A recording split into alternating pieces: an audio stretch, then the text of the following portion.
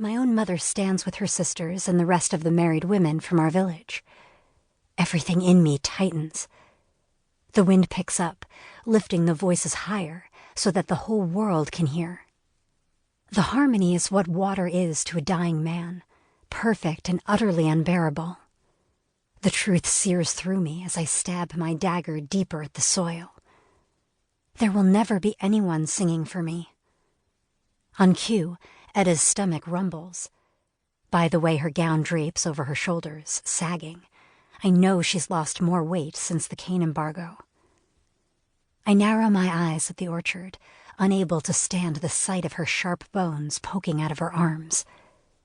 If she can wait until tomorrow and doesn't mind a bit of dirt or eating off someone's discarded plate, there will be plenty of pickings. Last year, everyone got candies. I got 2 caramels and a chocolate. She licked her parched lips, and in her smallest voice whispers, I would like a caramel. Edda clears her throat with a rasp. I know what she needs. There will be no one in the orchards picking fruit. As our festivities end, the Huguenot ruler's celebration begins. We all call them untouchables, since they are too superior to touch.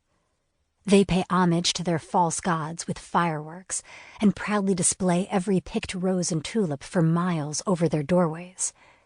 Ancestral ghosts are offered bowls of choice fruit, which will go untouched by every doorway. Slaughtered lambs and goats roast on skewers, and savory vegetables simmer before an open fire. It's all calculated to make us outcasts, the last of the true believers, feel more worthless. The dagger jerks as if telling me to proceed.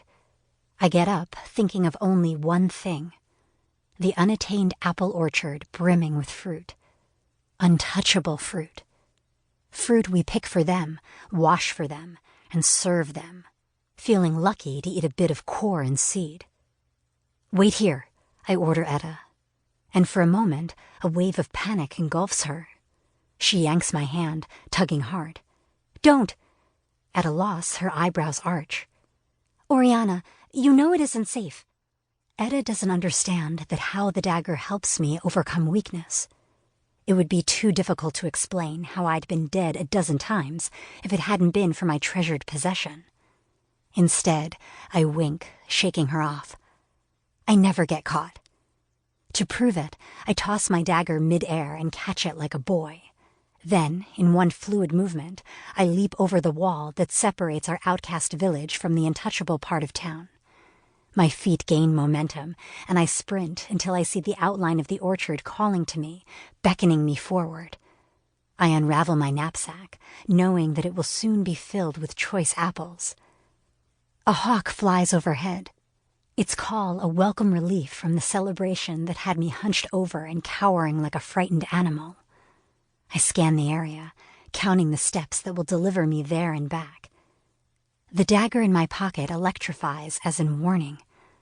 I flinch just as a twig breaks behind me. A glimmer of red hair and a long shadow causes me to run in the opposite direction, away from the orchard, as panic takes over. When I get to the south wall, I race across the field headed toward the sea.